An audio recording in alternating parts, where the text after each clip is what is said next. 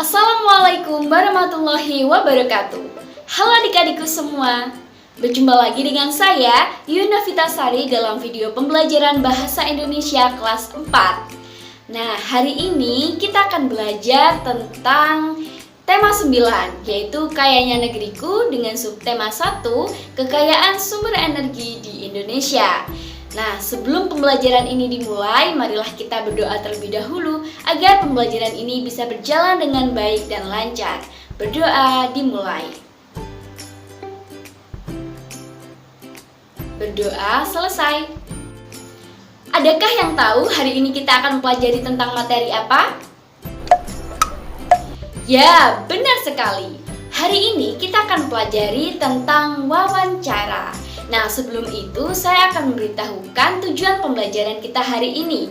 Yang pertama, ada kompetensi dasar 3.3 yang berbunyi menggali informasi dari seorang tokoh melalui wawancara dengan menggunakan daftar pertanyaan.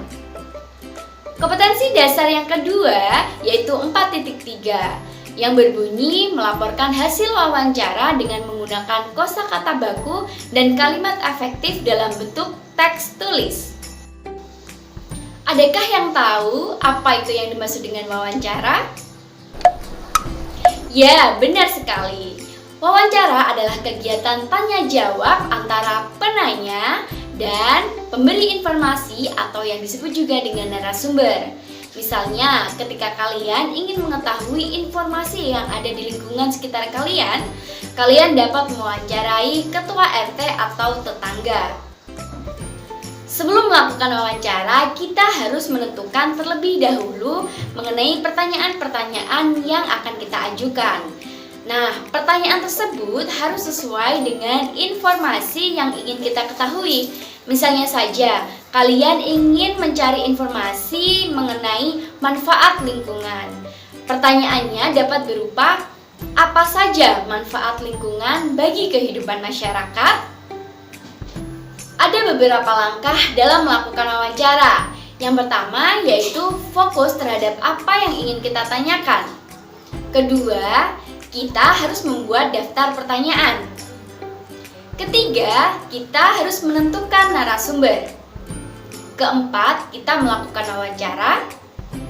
Kelima, kita mencatat hal-hal penting dari seputar jawaban. Kelima, kita menyimpulkan hasil dari kegiatan wawancara. Saat melakukan wawancara, ada beberapa hal yang harus kita perhatikan. Misalnya saja, kita harus bersikap sopan. Yang kedua, menggunakan bahasa yang santun. Ketiga, kita membuat pertanyaan yang singkat dan mudah dipahami. Keempat, kita tidak menyela pembicaraan. Selain itu, ketika kalian ingin melakukan wawancara, kalian harus menentukan narasumber yang sesuai dengan bidang keahliannya. Misalnya saja, kalian ingin menggali informasi mengenai pemanfaatan sumber energi di bidang pertanian, maka narasumber yang dapat kita temui adalah siapa? Benar sekali, yaitu petani. Selanjutnya, ada beberapa kata tanya yang dapat kita gunakan dalam membuat pertanyaan wawancara. Yang pertama yaitu apa? Apa ini digunakan untuk menanyakan keadaan, benda, atau perbuatan. Yang kedua yaitu ada siapa. Siapa ini digunakan untuk menanyakan orang atau pelaku. Yang ketiga yaitu mengapa. Mengapa ini digunakan untuk menanyakan sebab atau alasan terjadinya suatu peristiwa. Yang keempat yaitu kapan. Kapan ini digunakan untuk menanyakan waktu. Yang kelima yaitu di mana. Di mana ini digunakan untuk menanyakan tempat. Yang keenam yaitu bagaimana. Nah, ini digunakan untuk menanyakan mengenai proses terjadinya suatu peristiwa atau satu hal. Nah, yang terakhir adalah berapa. Nah, ini digunakan untuk menanyakan jumlah.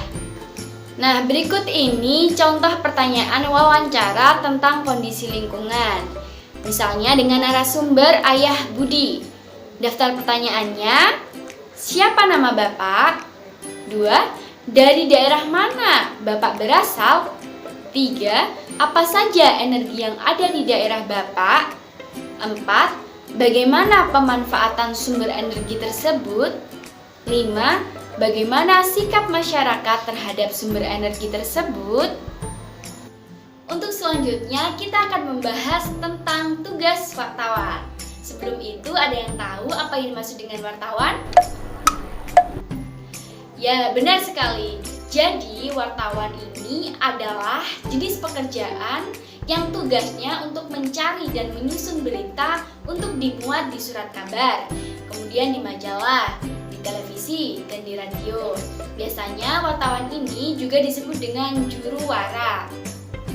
Dan seorang wartawan juga ditemani juru kamera yang tugasnya untuk merekam informasi dari narasumber. Adapun tugas dari seorang wartawan ketika saat melakukan wawancara, sebelum melakukan wawancara, dan setelah melakukan wawancara. Nah, sebelum melakukan wawancara, tugas dari seorang wartawan ini adalah mengagendakan pertemuan. Yang kedua adalah membuat daftar pertanyaan sesuai dengan tema. Yang ketiga adalah menyiapkan peralatan-peralatan yang dibutuhkan ketika wawancara. Kemudian yang kedua, saat melakukan wawancara. Yang pertama, seorang wartawan harus memperkenalkan dirinya. Kedua, mengajukan pertanyaan sesuai dengan tema secara jelas dan santun. Nah, yang terakhir adalah setelah melakukan wawancara. Jadi, wartawan ini harus menyimpulkan informasi-informasi yang telah disampaikan oleh narasumber dalam bentuk laporan wawancara.